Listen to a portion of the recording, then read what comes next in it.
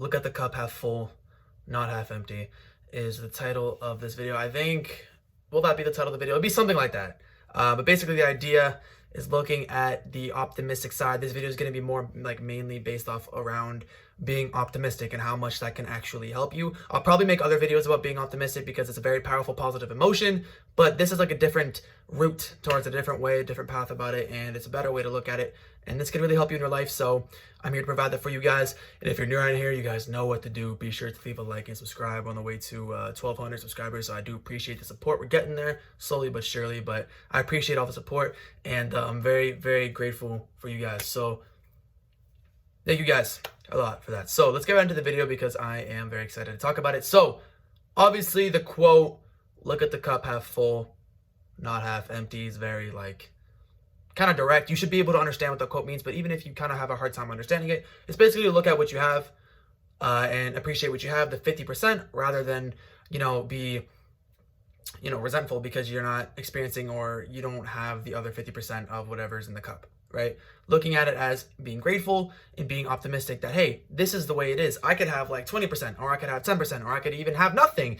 I'm glad I have the 50% because that's going to be, I'm grateful for that in some way possible. And when you really start applying that rule into your life, things really start getting better for you. Like, it's really crazy how looking at the positive in life will benefit you. When I say it's crazy, it's like, that makes so much sense. Obviously, that's the most obvious thing you've heard all day. When you look at positive things, your life gets better. That just makes so much sense. But it's so crazy how people, they might not even consciously be aware of it, but they don't look at the cup half full.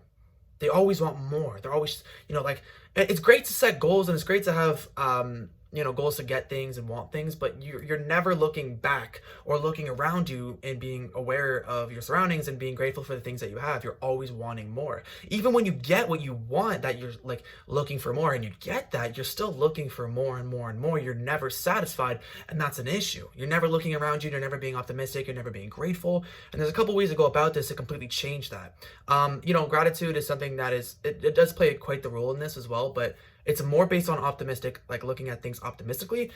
And one thing I can kind of like promote or ask you to do and start getting you to practice is to start looking at every single like bad situation or a situation that you would label as bad and look at least one good thing from it. One thing that you're getting out of it. Because most of the time, like, some situations will happen and there will be those blessings. There will be those things that you can look at and be like grateful for, but you don't see it. And you think that the cup is like half full or more, or like 20% full or 10% full. You're not looking at it completely full, like, or you're not looking at full at all. Like, there's something that you're missing with bad situations that happen to you. And you're often missing that percentage filled.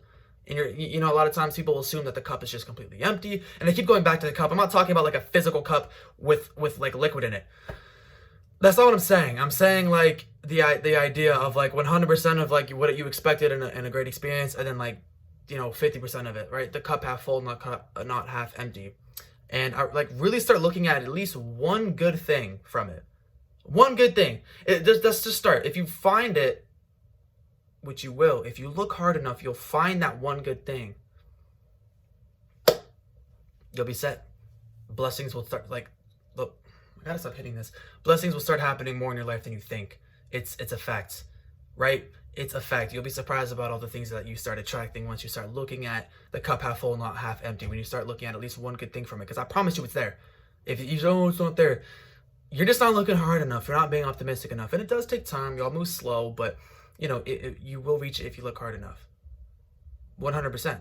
Right, 100%. And to give you like an example, I like to provide examples so for better understanding. Let's say you lose someone in your life, like a friend, and you go like, oh yeah, like I lost them, and you start thinking of all these bad things. Oh, what if I don't find a friend like that? What if it continues to blow up? More people don't like me because of it, and I lose more friends because of it. Or what if like this person goes to like really dislike me and starts doing things behind my back to get like back at me, or like to get at me in some way? Or what if I'll never get any more friends in general? Like what if you're looking at that empty side of the cup? You're not looking optimistically, right? And to take a different approach, be like, I lost this person because this person was not meant to be in my life. Because if they were, I'd be friends with them right now. This wouldn't even be a conversation I'm having with myself. I'd be with them right now. You kind of get me? That idea of it, looking at it positively. And if we're kind of looking more on a general scale, like looking more like materialistically, for an example, like, you know, when you're looking at the cup half full, you know, being grateful for like the things that you do have rather than what you don't have.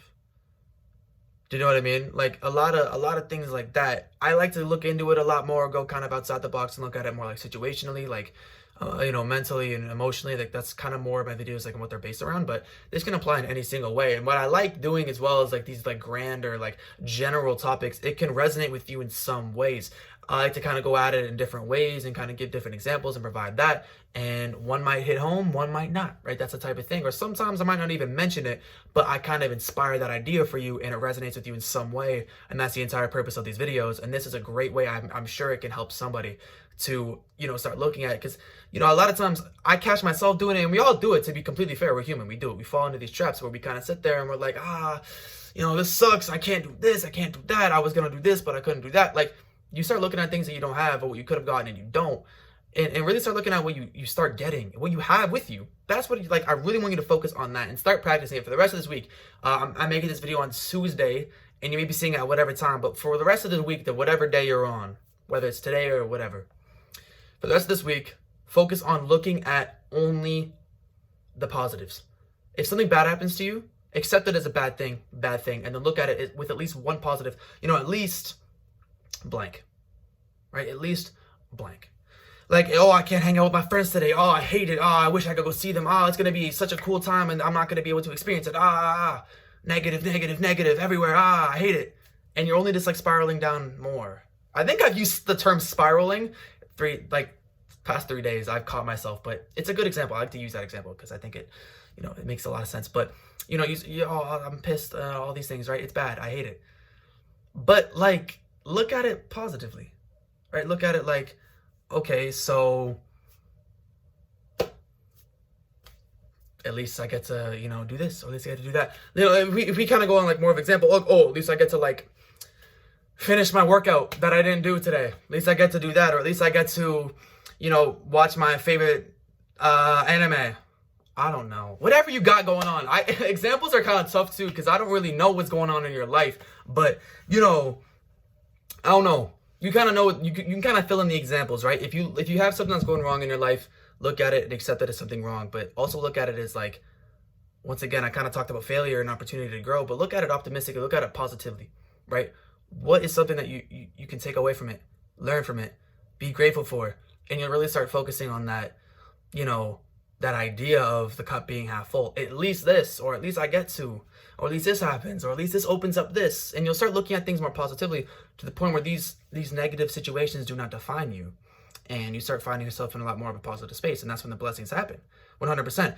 Now, the final thing I want to talk about on this general scale is a quote that I heard from one of my favorite movies. Like, gotta be top 10 favorite movies. Fast and Furious, like the Tokyo Drift one. Right, that one, I don't know, something about it. You know, I really like Japan. Very infatuated with it. I like the country in general, especially Tokyo. Like, it's just, I don't know, something about Tokyo. And that movie, I don't know, maybe that's why I really like the movie. I don't know. The storyline was pretty good. I don't have a lot of bad things to say about it, but the point is, you know, one of the people, I forget the character's name, I'm trying to remember it, but he was saying something like, 50% of something is better than 100% of nothing. And that hit.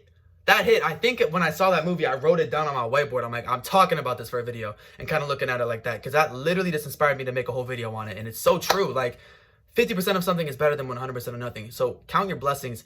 And maybe you'd be able to, if you watch the movie and you know who says that, let me know in the comment section below. I might look it up after, because it's just gonna like eat me away inside. I'm gonna be like figuring it out all night. But nah, if you want to help me out, let me know. But you kind of get the idea on that, like the idea that 50% of something is better than 100% of nothing, and really start looking at it like that. So the idea for this video, if you want to take away something, which I hope you do, is to start looking at it for the rest of this week. I challenge you to start looking at things for the better, not for the worse. And if something quote unquote bad happens to you, look at it in a good, and look at it as something that you can be gaining or learning or experiencing differently from what you usually do, which is like the anger, the grief, like whatever, right? Look at it in a good way and watch your life change. And the reason why I say by the end of the week, you're probably thinking, well, wouldn't you want to do that for like the rest of your life? if you mentally discipline yourself enough to do that for the rest of the week, when bad things happen, and then you look on it on the flip side and start looking at it more optimistically and being like, yeah, that's cool. You'll fall in love with that idea and you'll never want to stop. So that's why I say for the week, I don't want to, like, you know, when I say do it for the rest of your life, it's kind of like overwhelming at first. And if someone told me that, I'd be like, bro, get out of here. Like, I'm not committing to that. But you'll be more infatuated with it when you do it for like the rest of the week, right? This could land on like Saturday. If you're watching this on Saturday, you only have 2 days to do it. You know what I mean? But even then, I'd say like probably just do it within the 7-day period, right? Saturday to Saturday, Wednesday to Wednesday, Tuesday to Tuesday, right? And then by that time, you'll be like, if you mentally discipline yourself enough, you'll have a very good experience with it, of course, and you'll want to do that for the rest of your life. I guarantee, like, I almost guarantee it. You're not gonna be done and be like, oh, this was so exhausting. No, you'll be fine. And it's a good practice. 7 days is a good foundation, and you'll continue to practice it. And if you really stick with it and take it along your life, you'll find blessings upon blessings. That's where I'm at. So hope you guys enjoyed this video. I'll catch you guys tomorrow for another one. Peace out.